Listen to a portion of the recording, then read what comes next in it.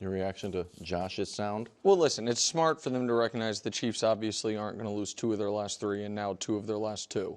I guess they knew going into this game because the Chiefs played Saturday that the only way they can get the 1 is if the Chiefs go 0-2 down the stretch, and they're obviously not going to. And so I get that. I totally understand the do just enough to win.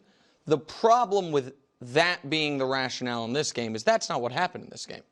This was not a we get out to a lead and then try to kill the clock. Their first quarter they played terribly, which then made them have to play late in the game like they really needed it, which led to Josh Allen getting banged up. And this is there are 2 teams that are contender teams. I think everybody agrees they're contenders, who the quarterback-driven runs, the offense doesn't function without them. And that's Philly and that's Buffalo. It's not Baltimore. Because Lamar's best runs are not these days quarterback-driven runs. You know what I mean? They're scrambles. And what you saw in this game was they weren't calling those plays. Josh wasn't running. And without those runs, that offense is not terrifying. That's the thing. And then, late in the game, trying to seal it, he did take off and run. He did get banged up. You saw him flexing his throwing hand, and that's a concern. So I think Buffalo, coach, is scary when Josh is going full-blown Superman mode. They are not going to ask him to do that these next few weeks, which I think is smart. But that does mean they are susceptible to losing to the Jets next week or losing to the Patriots in the final week. Now, none of it really matters because they're going to be the 2 seed either way.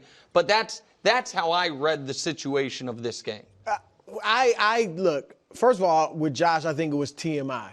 I didn't think he needed to say that at the press conference, that we're holding back. We're not really. It almost seemed kind of self-preservation. Like, don't think I can't be the MVP and play the way I've been playing. We're just not going all out. It's not a terrible thing, but I just don't like. If you say the Chiefs have been doing that all year, we haven't heard them say that at all. And so I just don't think he needed to say that. But as far as the game, look, there was bound for the Patriots. This was their Super Bowl. And for the Bills, they played Detroit last week. They've had a 4-game stretch of Kansas City, San Francisco, which still gets respect, the Rams, and Detroit. To me, they were bound to have a letdown, and they went out there. They're not up for this game, I don't think. And it showed, and they found themselves in a dogfight that they ended up winning. Philly didn't win. Some other teams that, Chiefs have been doing this all season, barely winning. And so the defense is a problem. And I think it's going to keep them from winning the AFC. But I'm just saying this game, Coach, the fact that it was close doesn't bother me. Yeah, the idea that they were holding back and that was the reason it was what it was is make-believe. There's no way in that building the coaching staff was like, okay, we're only going to go half throttle here. We're just going to guide through this. No, they're fighting for potentially the number 1 spot. You don't know what's going to happen. So you try to put your best foot forward, and you're never taking your foot off the gas for an opponent, especially an opponent you should beat. Now, the players, I think, saw it very differently, and it was one of those where we beat them 8 out of 10 times. We scored 30 points in a row, 8 times in a row. We're playing a team that's not very good. We're playing in Buffalo. It's cold. We're going to take the week off. We had the big game. Like, I think it was that mentality as opposed to anything that was planned by any stretch of the imagination. And they're not good enough to play that way. And here's the one thing I will say about Josh Allen, though. He didn't have to be a superhero in this game because they weren't playing a supervillain. They weren't facing a supervillain. They were facing like the average criminal. And unfortunately, when he doesn't do that, it's just okay. Coach, from what you saw in this game, are you worried at all about the Bills' defense? First 12 games, they were great. We're like, oh, Sean McDermott always has a great defense. Last 3 games, they're giving up about 36 points, a ton of yards, and just eye test wise, the Patriots could still move the ball. We had a few self-inflicted errors, but it's not like this defense was, shutting us down. Yeah, it's definitely a concern. I watched some of the Bills game against Detroit, and it's not like they weren't trying a lot of different things. They were trying multiple coverage. They were playing cover 2, cover 3, cover 4, max pressure, zone blitz. They were trying to figure out what the answer, could be to slow down that offense, and nothing they did really helped them get over that hump. Their secondary is a problem.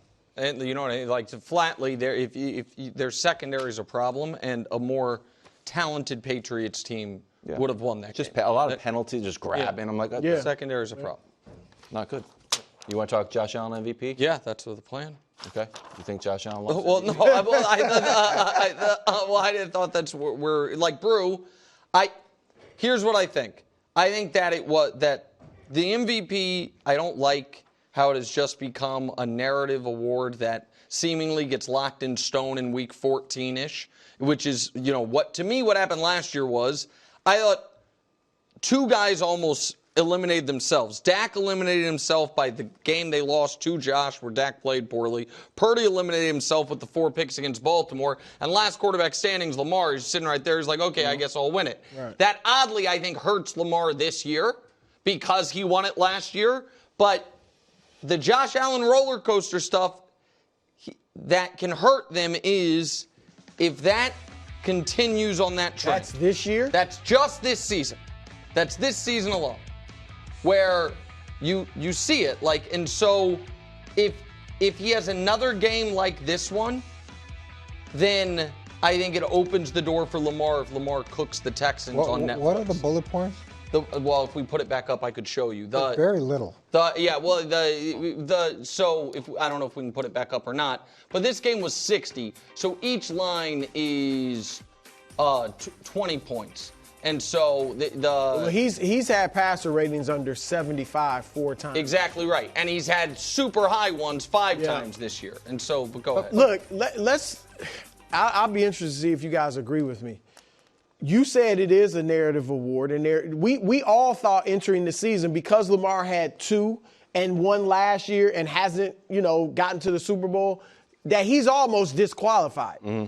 If he was not a 2-time MVP or won it last year, I think it'd be over. Not over, but I think he'd be the runaway front runner. Who, Lamar? Yeah, because his number. Look at these numbers; they're not even close.